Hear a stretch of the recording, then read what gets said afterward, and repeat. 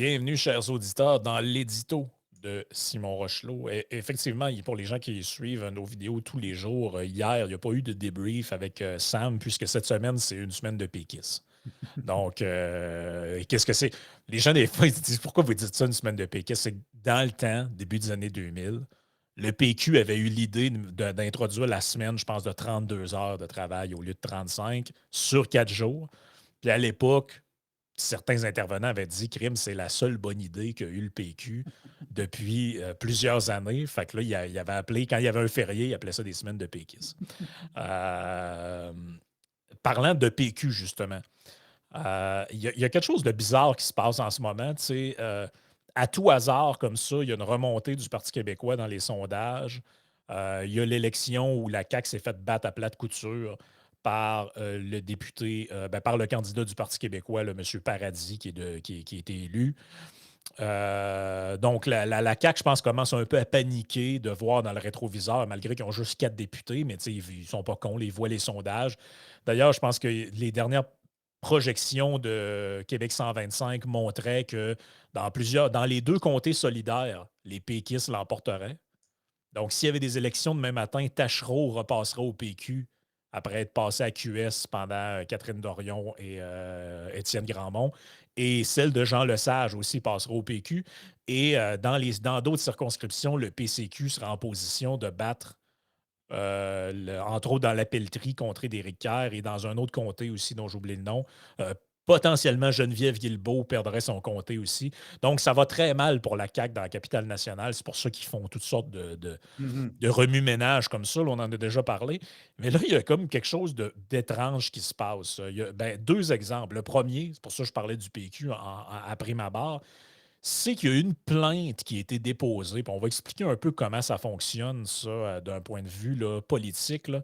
Mais il y a eu une plainte au commissaire à l'éthique sur Pascal Bérubé. Donc, Pascal Bérubé, le député du Parti québécois, et on nous dit, ben là, on a un gros article de journal, Pascal Bérubé visé par une enquête de la commissaire à l'éthique. Tu sais, la commissaire à l'éthique, c'est un peu de quoi qui est rendu qui fait peur. Là. T'es comme, bon, tu sais, ça va être une histoire de conflit d'intérêts, de corruption, tu sais, ou je ne sais trop quoi.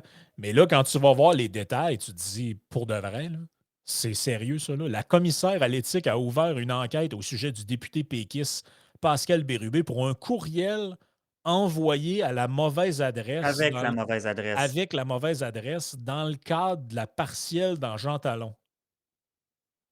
Le caquiste Mario Laframboise a acheminé une lettre à la commissaire Ariane Mignolet pour lui signifier que M. Bérubé avait utilisé son adresse courriel de l'Assemblée nationale pour solliciter l'aide de sympathisants péquistes dans le cadre de l'élection de Jean Talon. Hey, excusez-moi, là, avant que je continue le reste, là, je ne sais pas ce que tu en penses, mais ça me paraît être une vaste blague de un, puis de deux. Comment ça qu'il sait ça, lui? Ils Ben, sont j'imagine. abonnés à l'infolette de Pascal Bérubé pour essayer de le pogner en défaut ou quoi, là? Ben, possiblement, il doit y avoir des sympathisants ou tu sais, avec Internet, à la gang, on sait tout à cette heure, comme si Ouais, c'est ça. c'est un peu ça le principe. Donc, j'imagine qu'il y a quelqu'un quelque part à la CAQ qui a mis la main là-dessus, puis on fait ah ben quinte, on va lui donner un petit coup, une petite jambette, là, tu sais. Parce que ce qu'on reproche à Pascal Bérubé, c'est d'avoir violé l'article 36 du Code d'éthique et de déontologie des députés. Je vais le lire, c'est très simple. Le député utilise les biens de l'État, y compris les biens loués par l'État, ainsi que les services mis à sa disposition par l'État et en permet l'usage pour les activités liées à l'exercice de sa charge. Point. C'est quoi ça? Ben, c'est parce qu'il faut comprendre en réalité. Ce qu'on reproche à Bérubé, c'est que ton courriel de l'Assemblée nationale, c'est ton courriel en tant que député. Puis tout, fait que, tu sais, le député, c'est comme si, en fait, c'est parce que c'est par fiction, on a un élu a deux chapeaux. Mettons, on garde ça simple, un élu provincial. Tu vas avoir ton chapeau de député à l'Assemblée nationale, puis tu vas avoir ton chapeau de comme membre d'un caucus, d'élu d'un caucus d'un des partis politiques représentés à l'Assemblée nationale.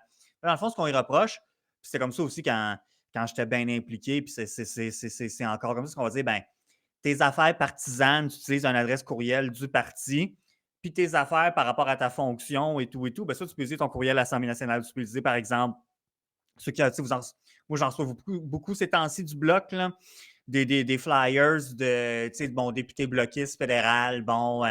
Mais là, lui, c'est parce que c'est pas écrit Bloc québécois, c'est écrit, bon, moi, c'est Stéphane Bergeron, c'est écrit Stéphane Bergeron, député de, bon, puis là, c'est avec tout le.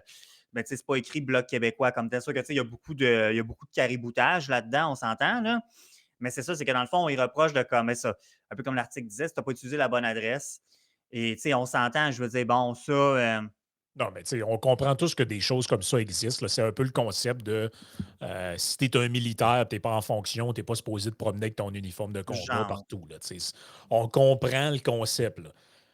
Mais moi, je le trouve pertinent, ce truc-là, dans le cadre de quelque chose qui est volontairement fait pour attirer un avantage ou établir une crédibilité ou, tu sais, ou quelque chose de ce genre-là. Là. Tu sais, tu sais, utiliser, mettons, les ressources de l'Assemblée nationale pour, à des fins partisanes. Tu sais, je comprends de la patente, là, mais sans joke, puis vous me connaissez, là, c'est pas moi le plus grand défenseur du PQ sur la Terre, là, mais ça vous est jamais arrivé, vous autres, avec votre téléphone, vous avez 12 adresses courriels là, tu sais, que vous utilisez, deux persos, une pour votre job, tout ça, puis d'envoyer un courriel à quelqu'un, puis tu t'aperçois, ah, finalement, je l'ai envoyé avec le nom de domaine que j'utilise pas d'habitude pour ça. Tu sais, ça arrive à tout le monde. Là. Ça m'est arrivé même encore aujourd'hui. Là. C'est que finalement, tu sais, tous tes courriels sont dans une même boîte. Puis, à un tu réponds à quelqu'un, puis en répondant, ben, tu sais pas pourquoi tu as choisi la mauvaise adresse. Fait que dans le fond, au lieu que ça soit pbérubé à commercial pq.org ou je sais pas quoi, c'est pbérubé asnat. Tu C'est ça. sais, je veux dire, Christy, voulez-vous le mettre en prison ou quoi? Là? C'est carrément. Puis, tu sais, à la limite, moi, je me dis, bon, la commissaire à l'éthique là, qui se fait signaler ça, là, elle peut aussi juste, tu sais, appeler le député et dire, ben, juste vous rappeler que, tu sais, à moins que ce soit un multirécidiviste de plein d'affaires de même, ça me surprendrait. Là. Mais, tu sais, si c'est juste une affaire de même, moi, je vois pas, y a pas matière à se faire une enquête avec ça. Là. Tu sais, t'es Non, comme, non. excuse-moi, là, mais au travers de Fitzgibbon, puis les subventions à tout un chacun, les milliards de dollars qui ont été donnés en contrat sans appel d'offres, l'appel stagé au 911 avec Marguerite Blais, tout ça, t'es comme, sérieusement, la commissaire à l'éthique, elle travaille sur le courriel de Pascal Bérubé. Là. Je comprends qu'elle répond à une plainte, là, Ben, c'est ça. mais ça sent, pour de vrai, c'est cheap shot de la CAQ, mais solide. Là. Ouais, ben, je pense que la CAQ, c'est des cheap shots. Là. Je pense que c'est quand même relativement bien établi. C'est sûr que moi, c'est ça qui attire mon attention. C'est ça que je voulais en parler aujourd'hui. C'est que c'est quand même drôle que ce soit la CAQ qui interpelle la commissaire à l'éthique. Maintenant, la sanction, je veux dire, il n'y en aura pas. À toute fin pratique, ça va. Tu sais, il va pas. Tu sais, de ce que je comprends, tu sais, il y a les chances que la commissaire à l'éthique dise qu'effectivement, il y a mal m'apparaissent. Je peux me tromper, mais ça me paraît quand même assez élevé. Maintenant, la sanction, je veux dire, il va y avoir une petite tape ses doigts, il va faire un rappel, pas faire ça, puis nanana, ça va finir là. Tu sais. Ultimement, c'est sans conséquence. C'est juste que tu dis, je trouve que maintenant, c'est comme tu sais, on peut-tu s'attarder aux choses qui comptent vraiment, finalement, d'un point de vue, un peu comme tu le dis avec la commissaire à l'éthique, bon, là, c'est ça rentre dans son mandat.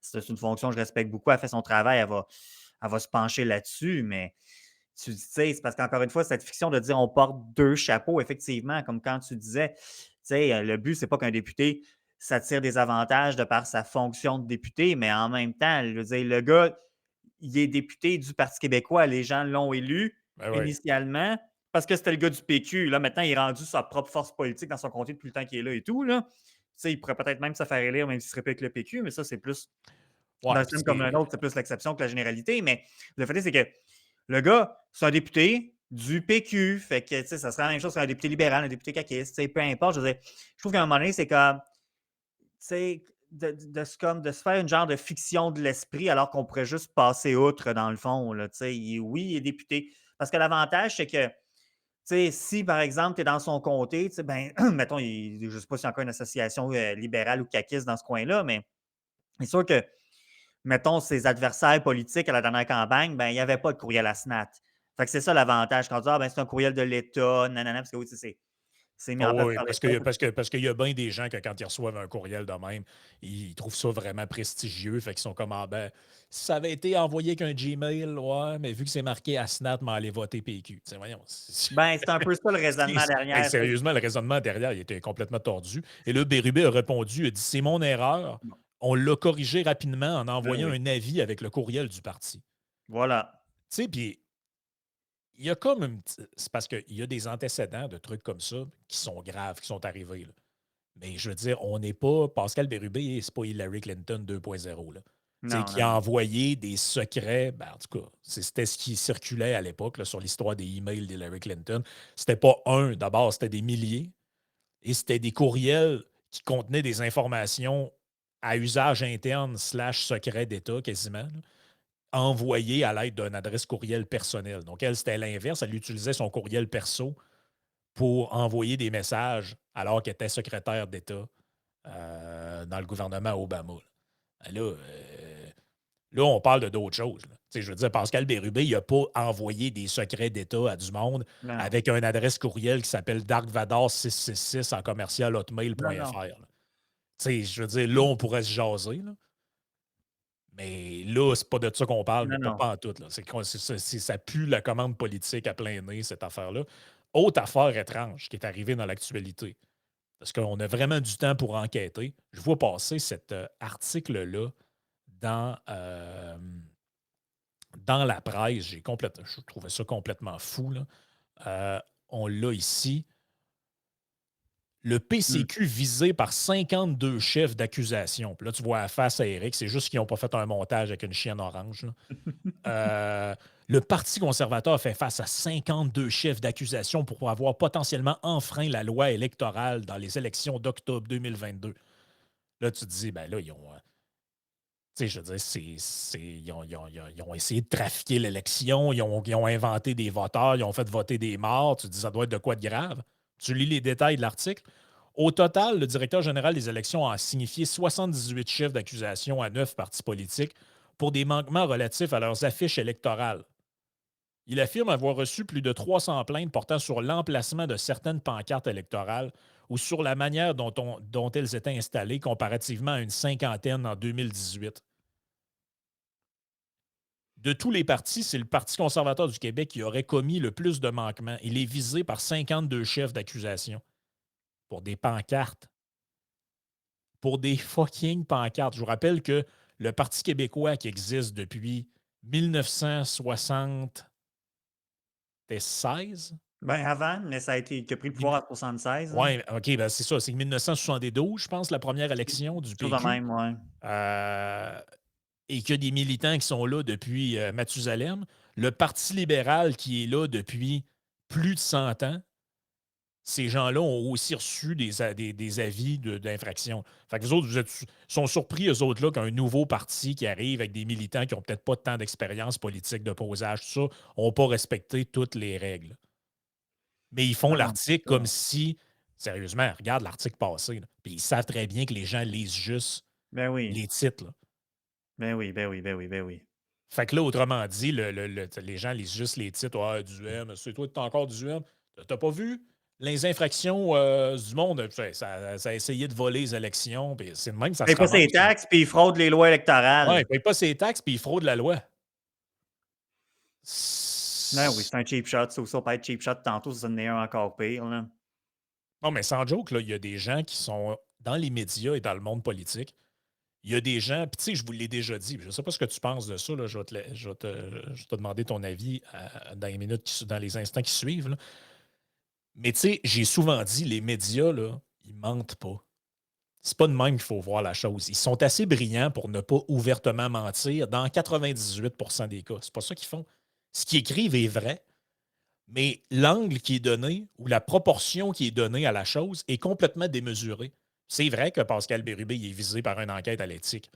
Mais le vrai titre représentatif de ça, si tu veux vraiment le truc, c'est Pascal Bérubé aurait fautivement utilisé une adresse courriel. Et Ben, ça, c'est ça. ça fait pas cliquer, ça n'intéresse pas personne parce que c'est pas spectaculaire. Non. Puis le PCQ avec ses 52 chefs de fraude électorale puis tout ça, euh, si tu écris genre le PCQ blâmé pour des pancartes mal placées, ça intéresse pas Nicole puis Raymond, ça. Non, non. Ce qui les intéresse, c'est hey, le malade à Duhem, il fraude la loi électorale, tout ça. Tu sais, il y a et après ça, ils se demandent pourquoi les gens, de plus en plus, font pas confiance aux médias puis les haïssent ouvertement. Là. Il y a un petit examen de conscience à faire là-dedans. Oui, tout à fait, tout à fait. Puis aussi, c'est parce qu'effectivement, c'est parce que, tu sais, comme Yann l'avait dit vers la fin de la COVID à un moment donné aussi, c'est que le biais, il y a un biais qui est présent dans les médias, puis souvent, il se fait par la sélection de la nouvelle. Puis justement, c'est un peu ça que tu le dis, c'est sous l'angle d'attaque ou l'angle d'approche de ta nouvelle. Tu as ça. Moi, ça me tente d'être pas trop généreux aussi. Des fois, je me demande s'il n'y a pas des idiots utiles dans les médias aussi, là.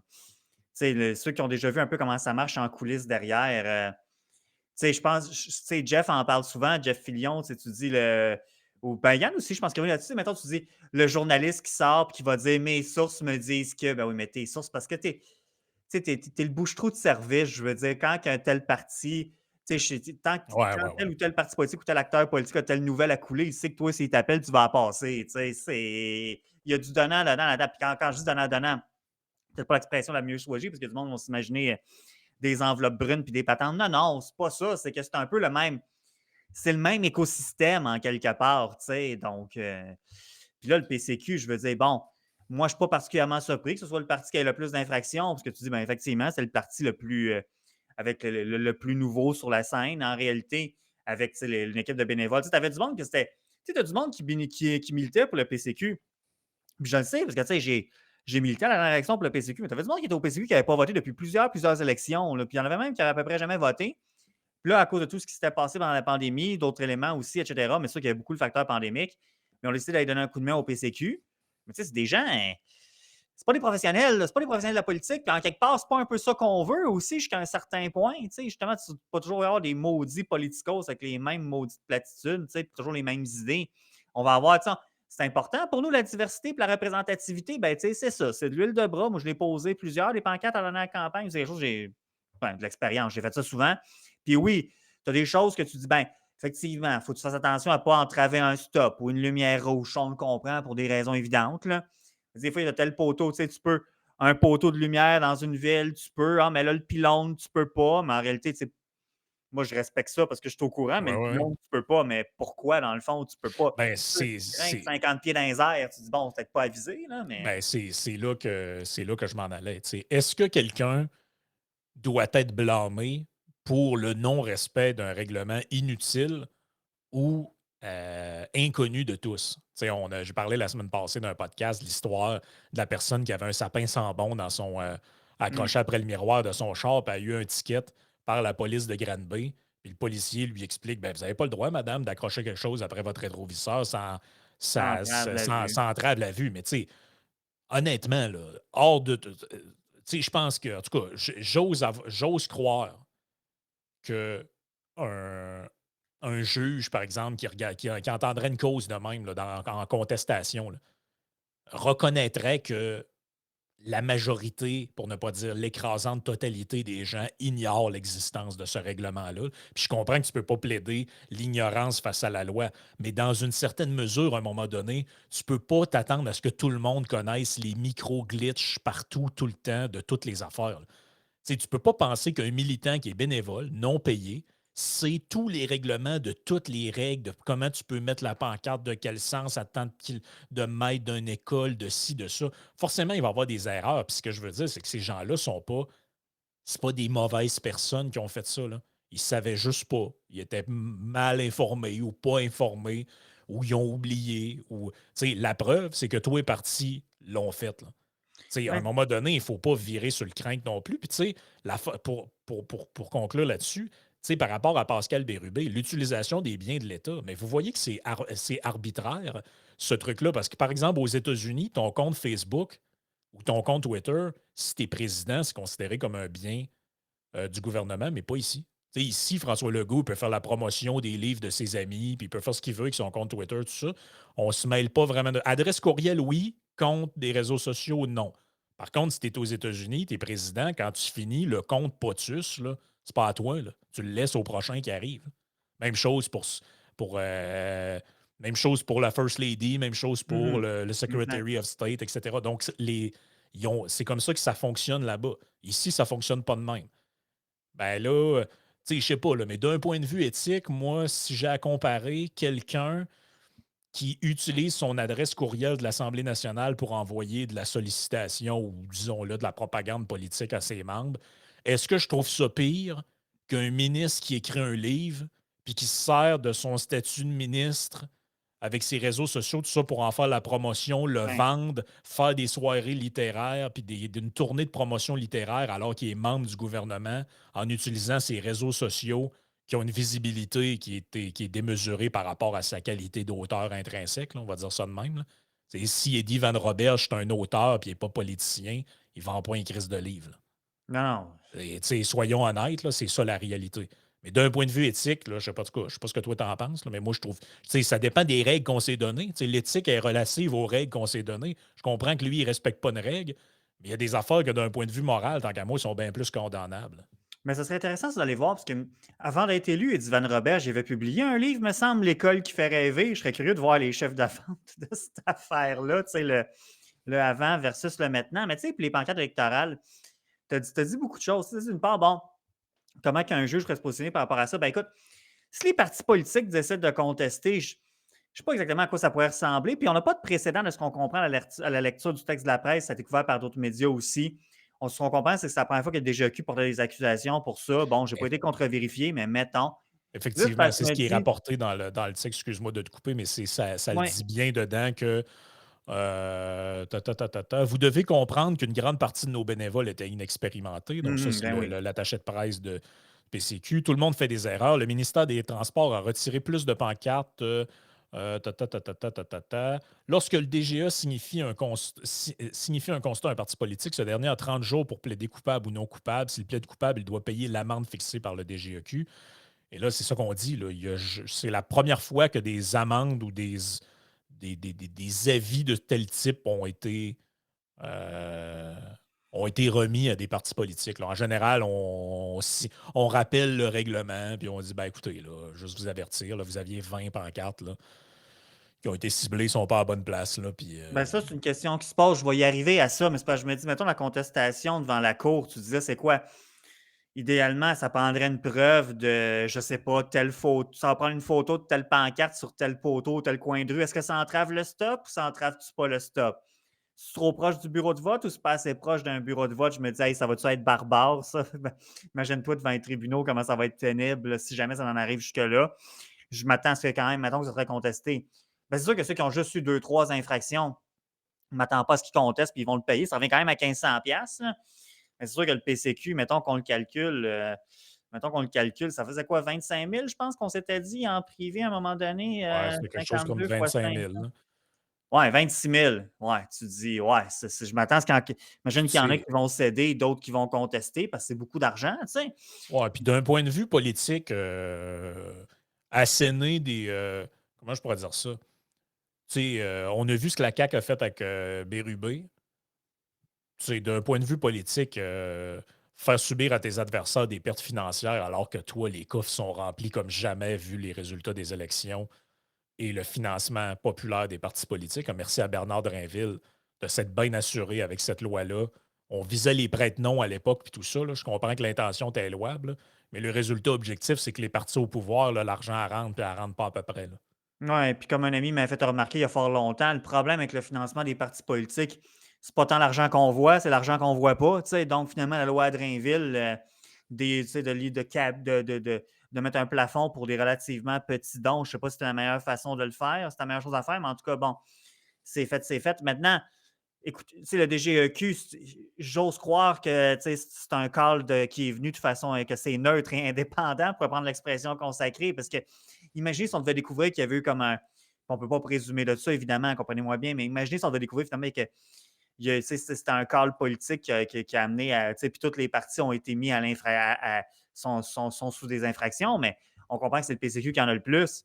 Fait que, tu sais, je veux dire, bon, les autres parties, ça les affecte pas tant. Fait que ça ne les dérange pas de payer un peu si effectivement ton adversaire va payer pas mal plus. L'affaire, c'est que, tu sais, je peux pas, tu sais, je veux dire, je peux pas concevoir. C'est 36 000 le montant auquel il ferait face. Ah, OK. Ah, C'est ça qui était. En tout cas, bon. c'est ce que le devoir rapporte. OK, j'avais fait 52 fois 20 fois 500, mais c'est peut-être OK. Bon. C'est 700. Ah, mon Dieu, OK, Apparemment, ça OK. serait 700 le montant.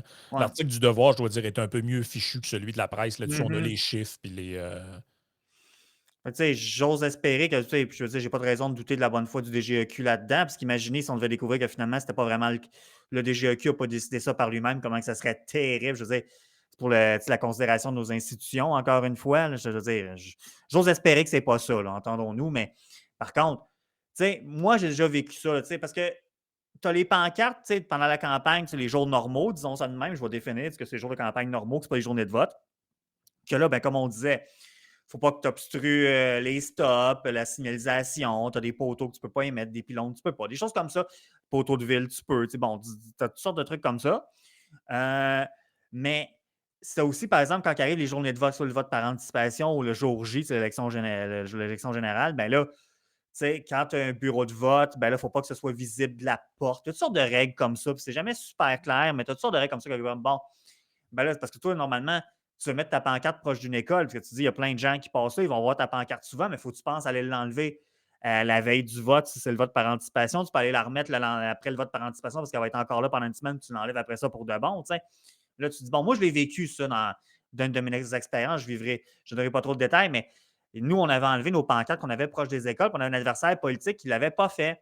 Je veux pas, ça me faisait chier, tu sais, parce que c'était comme, ouais, ben là, mais tu sais, en même temps, c'est pas la fin du monde, mais tu sais, on a appelé le directeur de scrutin. C'est le directeur de scrutin, chaque comté, ou, bon, mettons qu'on reste dans le spectre provincial, parce que tu as ça au municipal, tu as ça, bon, tu as ça partout où est-ce qu'il y a les élections en réalité, mais on va garder ça simple. Là.